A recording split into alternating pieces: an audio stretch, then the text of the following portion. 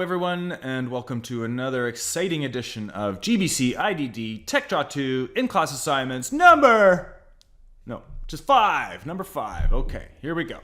I've gone ahead and sort of assembled the pieces here.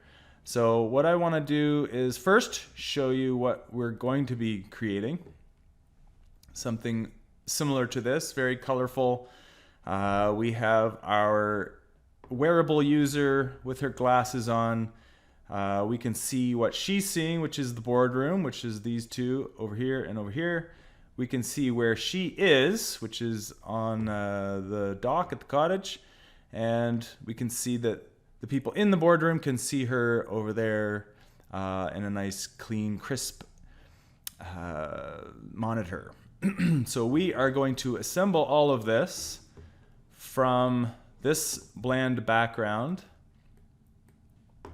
And so, like I said, I've already assembled all of these pieces, and I'll just show you basically the Tech Draw 2 run or IC5 rundown. So first of all, what I need you to do is collect and open all the images. So yeah, like I said here, feel free to replace the people, the objects, so you can have your own design, so to speak. But I'd like you to keep the this background that we're using right now. So obviously from Blackboard, download and open all those images in Photoshop.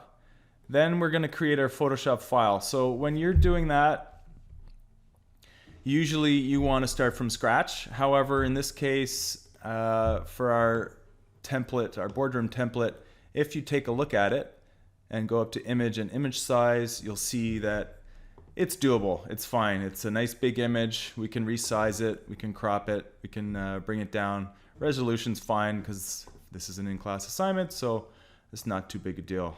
Okay, so we're going to, basically what you can do is just take this boardroom file and save as what you'd like it to be.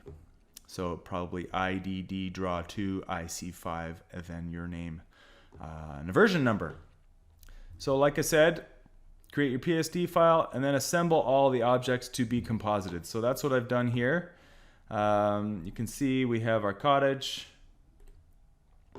We have the user, we have the monitor, and the glasses. Okay. Then name all those layers and make them smart objects. Very important to make them smart objects, especially when you're resizing and changing their transformations. You want to make sure it's a smart object so everything stays nice and crisp and clean. Then your next step will be to rough in the objects. And so I will start at that point. And then obviously create and refine our masks. And then at the end, you're going to be wanting to add color washes and textures and that kind of stuff. So I will allow you at this point to pause the video. I won't hold it against you. So what I've done here, again, just bring in all those objects and make them smart objects, and then we will go on from there. Ready? Okay, good. So what we want to do is, now it's all dependent on what you would like. Would you like to start with the hardest piece, which would probably, for me, be masking these glasses, which are, as you can see, very low res. There's a reason for that. I want it to be something that you're going to have to fight with, so that when it comes to your main project, you take the time to not end up with something so low res and yucky. So then maybe you want to start with that, but I don't. I want to start with this TV, and I'm going to get her image like you can see over here. I'm going to transform this TV, put it on the wall, put the cottage and the user in there, and then it should be ready to go. So first of all, I want to bring it above the monitor there. I'm going to get my cottage and put it at the right size. Put all of that information, the cottage and the user, I want to put inside our TV. So first of all, I want to bring it above the monitor there. I'm going to get my cottage and put it at the right size.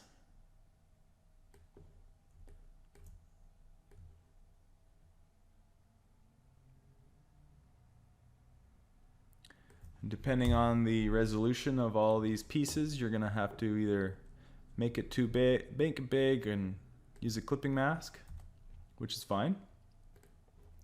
So what I'm going to do is get my marquee tool, make sure I'm right inside the black area here, and then get to my cottage. Bring up my cottage layer, get that out of the way, and make a mask. Boom, that's done. And then user as well.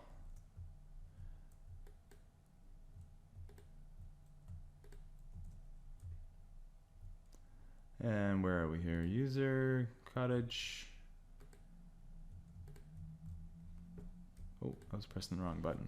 Control on a PC, command on a Mac. Select that mask, go up to the user and make another mask. Now of course she's still too big, so I can unlink these layers right here and independently resize that picture. Very versatile. You can see this if I just leave it there. This file is missing information at the sides and top, so that's a good way to fix that problem. So I have my user, my cottage, and the monitor all in one. I think I will on the cottage layer put a what do you call it? An inner glow. Actually, outer glow, yes. Inner shadow, that's what I meant. Inner shadow. And you can see how it defaults something quite big. I don't like that. Bring down my distance. My choke, my size. These are all things like, what do you think a monitor looks like, right? Does it have something like this? Is it soft? Does it have a big border? Again, these are all things you can decide on.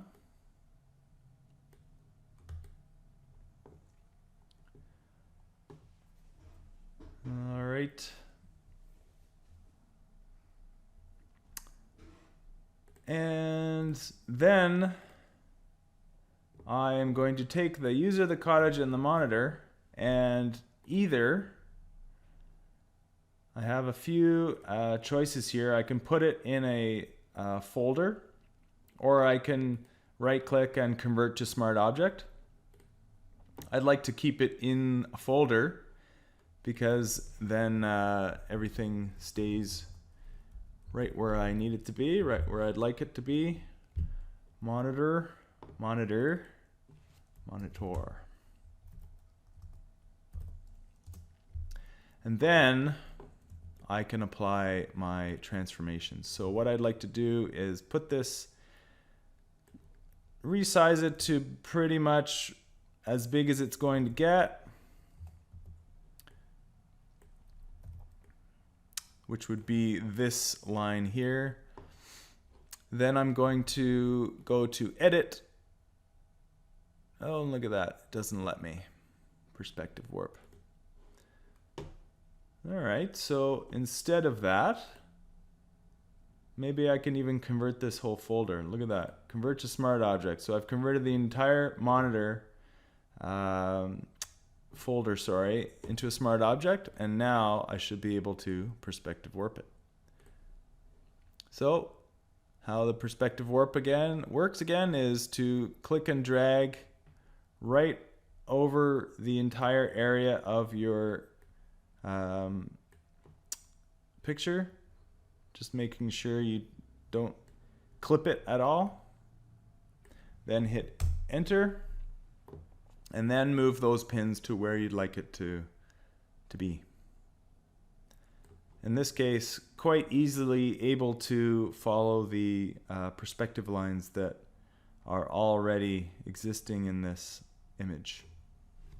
And then hit enter again, and you're set.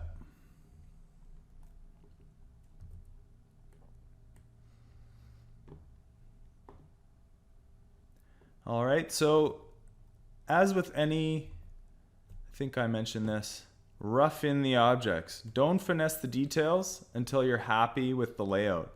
We could spend another hour finessing this image. This is a 5% assignment. I don't think we need to do that.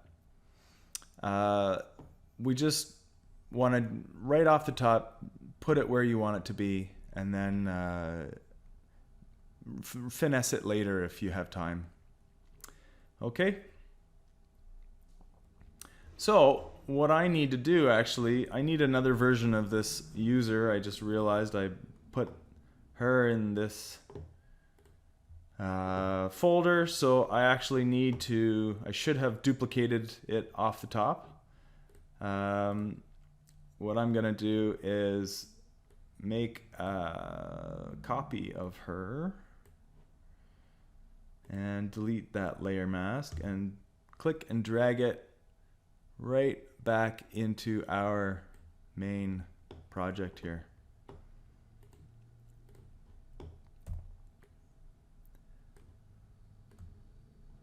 And because this is a smart object, I should be able to just resize it however I'd like. All right, so we're back to having the user. Okay, so next we can get, oh, and I need that cottage as well, don't I? So I'm going to, again, make a copy, click and drag right up and just plunk it in. And I can get rid of this. I'll drag it as big as I can. And delete that layer mask. I'll put that in the background, make sure it's out of the way. Put everything where I'd like it to be. So the cottage will go to the right. I'm just going to get those guys out of the way for now because I wanted to tell you or show you how easy it is to create this kind of look where we have it fading off. Well, you can't see it, it fades. She fades off and it fades off behind her. Same with this kind of projection that we have. So right off the top, if I want to create a layer mask, obviously just go to the layers panel at the bottom there, click layer mask, and you have a full white opaque layer mask. Very easily, if I want to create what's called an opacity mask, something that's annoying in Illustrator is very easy in Photoshop. So just go right over to the gradient tool over here, click, and right off the top you can click and drag using the default setting, which is black to white, and then create your wash. And you can, with this gradient tool, just keep clicking and dragging until you get the something that you like. So again, I want the same sort of thing with this. I want us to have a little bit of space on the right, but because we're missing this information, I'm going to create another layer mask with my gradient tool. Just click and have her fade off there. Okay, don't forget to save. All right, next. So we have that monitor over there, and now we need our glasses. So if I'm going to resize something like this, I don't want to start cutting things out. Well, I don't want to resize it until I have my layer mask in there. However, if you wanted to just get a quick sense of how something feels on a layer without doing that kind of thing, if you have a layer mask like this or some white here, if we go to multiply, it gets rid of that white right off the top. We can put it to where we want it and not have to worry too much about it. However, and so really almost this is good enough. However, not quite, because we're missing a lot of the information that we'd like to get. We lose the sort of lens aspect. So we don't want to do that quite yet, but it is good if you just bring in a sort of any kind of object that you just want. You don't want to mess around with the layer mask yet. You can always just use a multiply mode to get rid of white, or a screen mode to get rid of black, and see how it is, see how it looks. So I'm just going to bring that back and now work on our layer mask.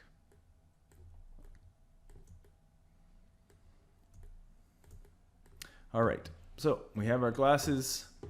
Now we want to obviously get rid of all this white, and you can see it's a really low res, really crappy image. So with something like this that has nice sort of round edges, I'm gonna default to using the pen tool to cutting it out. We could try just going up to select and color range and selecting that white and trying to knock it out. So if I do that, click OK, you can see now like this is just dirty and gross, and I know that I'm just going to be fighting this for way too long. And so I think a better option at this stage is to use our pen tool.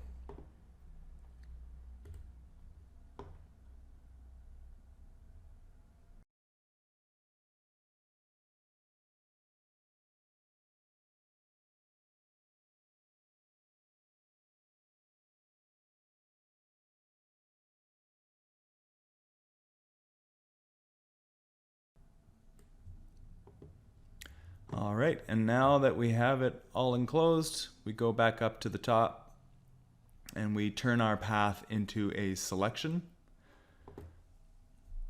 You could feather it if you'd like. We don't need to though. We can change that later if we want. Obviously, we want a new selection. So we have our selection. We just go to layer mask, click layer mask, and we should be able to have a pretty good, nice, clean, crisp layer mask. Now, if you wanted to, you could start painting out these sort of pieces in the middle here. She's kind of creeping me out, looking at me over there. Turn her off for a second. So I'm just going to get my brush tool now and just see how big we're looking. And start painting out. Oops. And it's not showing me my brush size, which is not helpful. That's all right. Now you can see how these are kind of, these edges, whoops,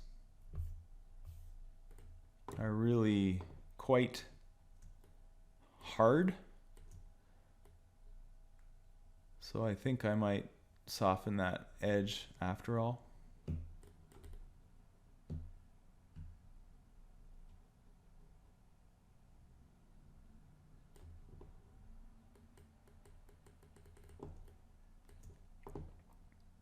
So if I go and get a selection tool, like the marquee selection tool, I will be able to access the select and mask. And obviously I have that selected. If I control or command click that. I'll get my selection, and then I can refine that a little more. So what I want to do is, it doesn't need to be smooth because we used our beautiful, awesome pen tool, but I can just feather that out, and you can see right away how that looks. If I go white on black, you can see even better that we really don't need a very big feather. Like really, 1 pixel is perfectly good. And did it do it? No. So what I need to do is inverse and fill with black. So Alt Delete. So right there, what I did was went to my Select and Mask tool. I feathered that edge, but it doesn't actually change your layer mask. So because I had it feathered, that means I want to cut out the bits that I didn't want. So I inversed that selection and deleted it, which basically just put that nice feather on there. All right, so we have our glasses. The other thing that we don't need, because she'll be wearing these glasses, is this piece back here. So at this stage, I would actually go right into the, I know I'm not going to be using that, so I'm going to go right into this smart object. So double click on it. And I'm actually going to use the clone tool, or even just a white brush. Bring that opacity up quite a bit.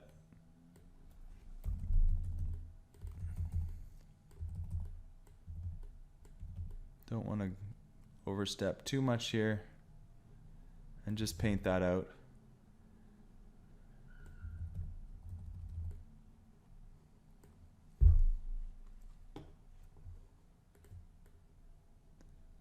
Again, it's not quite white, so something to keep in mind. And there's another sort of piece over here I didn't really like.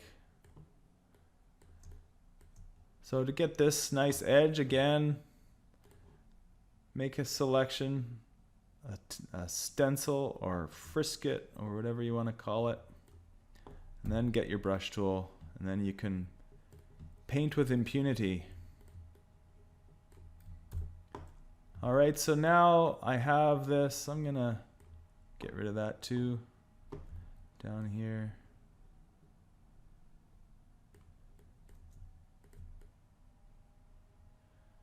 Just to give it a little more of a uniform look.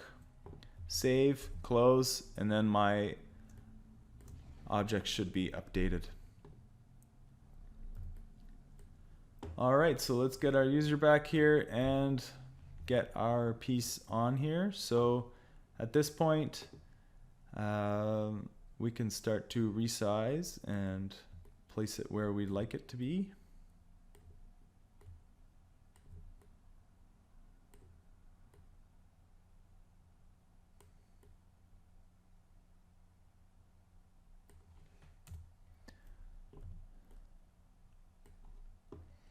Now, obviously, they're glasses, so we want to be able to look through. So what I'm going to do here is make some multiple versions. So like I said before, if we click over to multiply, this looks pretty great. So I'm actually just going to leave that multiply there right at 100%. I'm going to duplicate my layer. And instead of multiply, I'm going to go to screen. So we basically getting the opposite. See how it's losing all that dark information and we're keeping all of our whites, which is what we want for this layer. And instead here, I'm going to create some, maybe use some little highlights. I'm basically going to erase most of this layer mask. So get my brush, get a nice big one, and just start erasing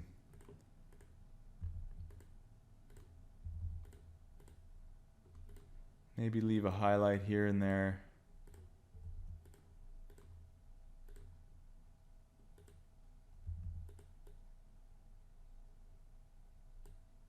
So this should all technically be behind, but since it's a wearable device, reduce my opacity.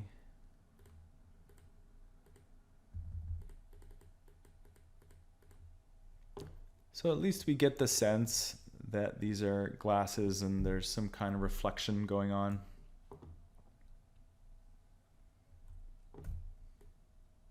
Whoops. So now what I'm going to do is put both of these glasses in a folder so that if I want to move both or all of those objects, I can without having to move everything individually. Okay, so we have our glasses.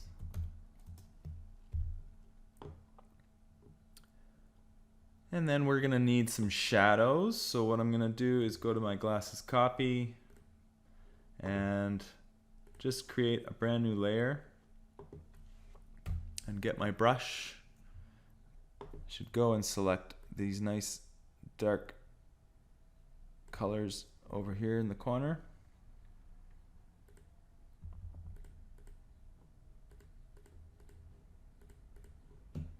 Now if I go to normal, you can see how it's darkening that. And this layer, I can call them glasses shadow. And now on this layer, I can actually set it to multiply and it'll bring it through more of that, more of her information. And we can, of course, reduce the opacity if we want.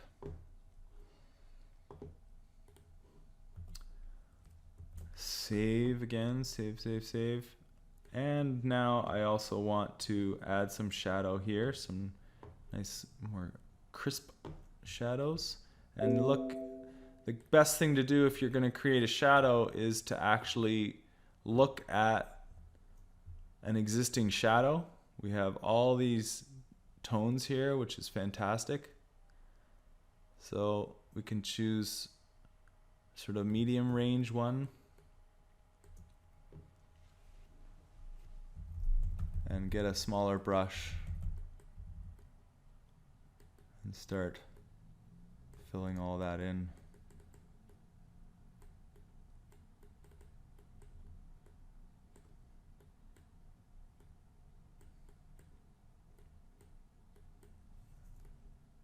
Again, this is up to your discretion, right?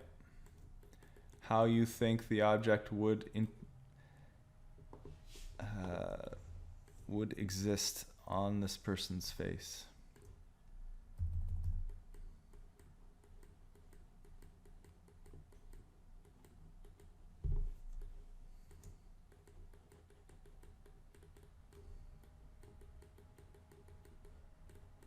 To a point, right? You don't want to actually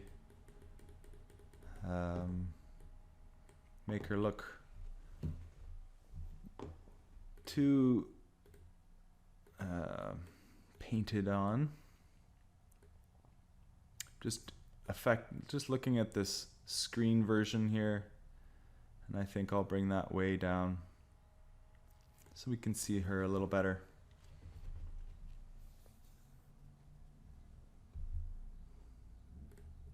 And just paint out a little more of that mask there.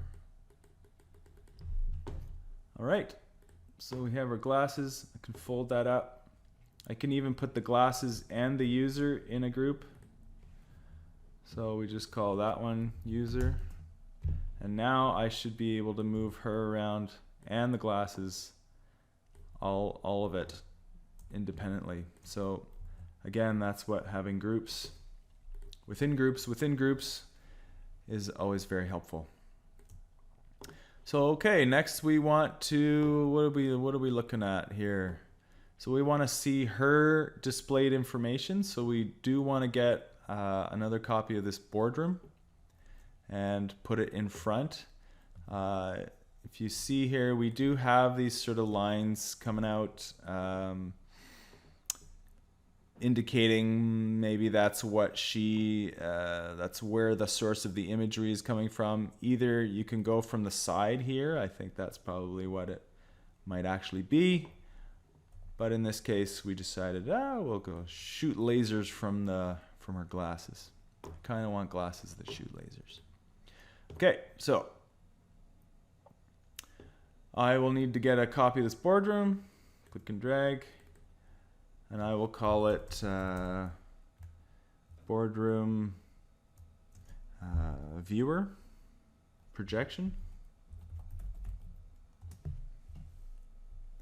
And put it within this user section.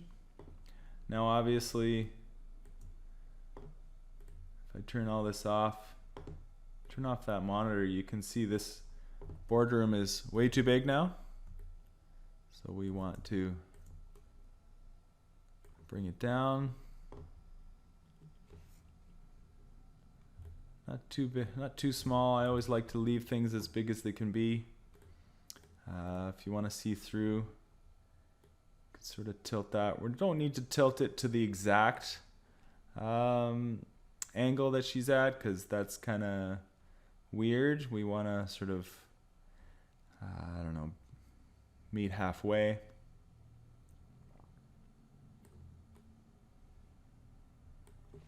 Because that might just make the user dizzy.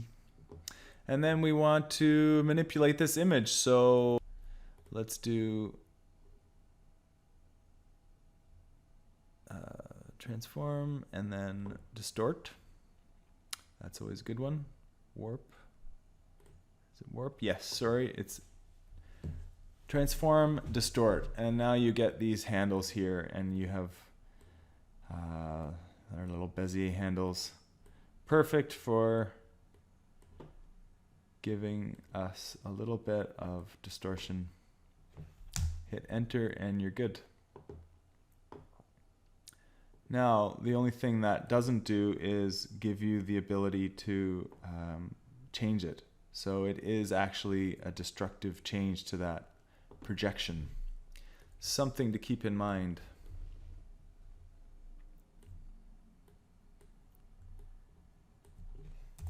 And then maybe I'm gonna go with not overlay, but darken. Soft light's good. Hard light, no. Screen. How about we just stick to normal? We'll bring that down. What I actually want to do is have two versions of it, because I want it to be a little more opaque on the right hand side and fade into something more see-through on the left. So I'm just going to make a duplicate, and on this one I am going to put a gradient, and obviously I need to turn that off to see it. There we go. And I'm going to make this one, let's go with multiply. And I guess this one I need one as well, the opposite way.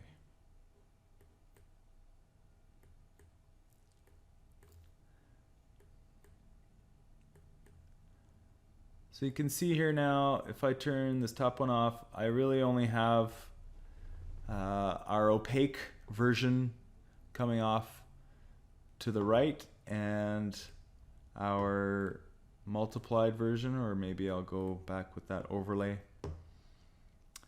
And this layer mask, using that gradient tool, I can completely hide it from her face so that we're not losing too much detail. And again, all of this is taking place within that folder. So your PSD file ends up being very clean and very easy to for another user to go into. Okay, click save. Bring back all of our information here. And there you go. So now I can see that this cottage is kind of, whoops.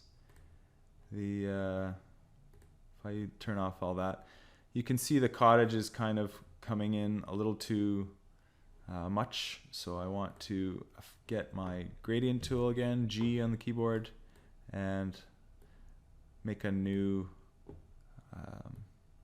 gradient and just hide it behind her there. And now, because that is happening, we're losing our overlaid image here. So obviously that's not going to work. Now I can tell that this is just a little too wonky. What I want to do is bring that cottage and the user over slightly.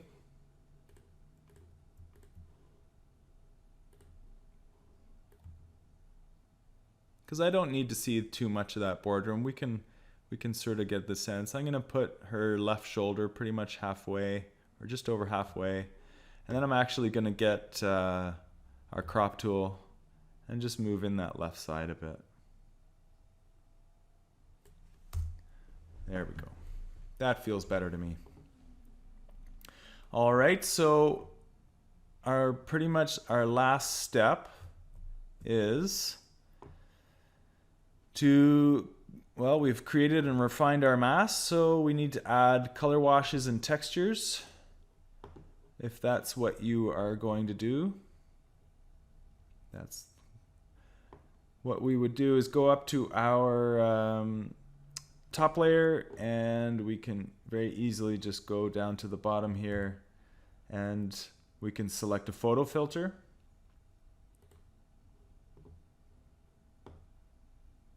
And this goes over everything, and you can see in our properties panel we can increase this, decrease it.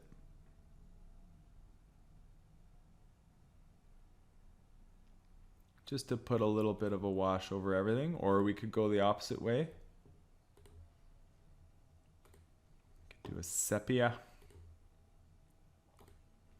These details are up to you, okay? Your image doesn't need to be a perfect copy here. It just needs to convey the idea. Again, as with all compositing, the most important thing is that we're conveying the idea. Okay, so definitely take some liberties, but there should be some common elements here. All right, some commonalities. Last thing I want to do here is make it look a little bit more like this. So, and you can see we have a lot more detail here. Feel free to add more of those details. I kind of like the blue looking thing here. It really does show up much nicer on this image. So I'm going to go back in here and play with these details, play with the blend modes. Maybe it's normal, and I put a filter on it. So again, could do a photo filter. I'm going to go with hue saturation, and I'm going to clip it right to that piece. So you can see here, if I hold down Alt or Option and hover between the two layers, if I click that, it will now only affect the layer beneath it, and I can bump up that saturation.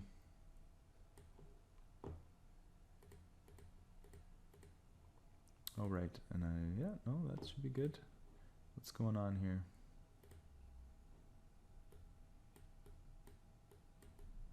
No, it is actually doing it.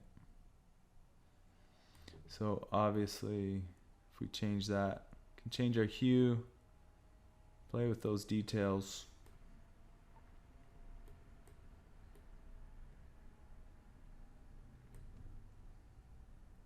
Not getting the results I want.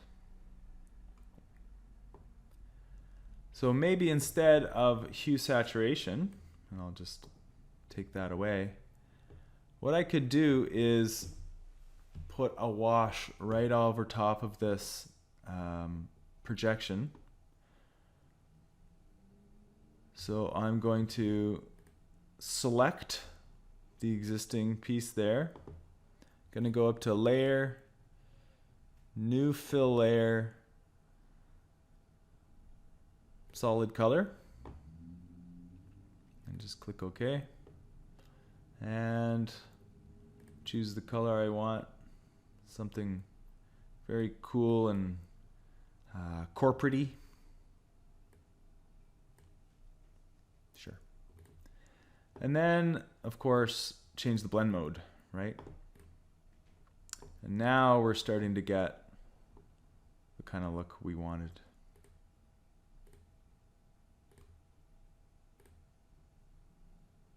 I really like that one. And then I'm just going to erase a little bit of it on the right side here. So increase my opacity so that it looks a little more, we have our contrast there. Okay. I'm happier with that. I have a whole lot of distracting bits in here I don't like. I'm actually just going to take in these two projections, I am going to just paint out all of these seats in here. So there we go. Sort of faking it a little bit. So we're not seeing these weird lines on her face.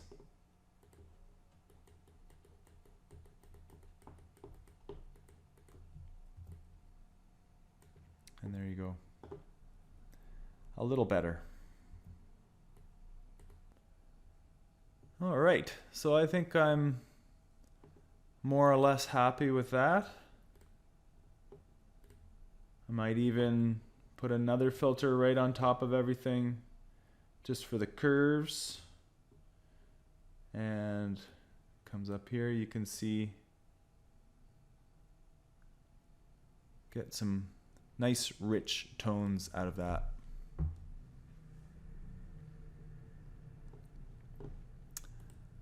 Save, and you're done. Just remember always to have your PSD files all nicely labeled. That is very important for you and for the people you'll end up working with. All right. So thank you for participating, and we will see you in class.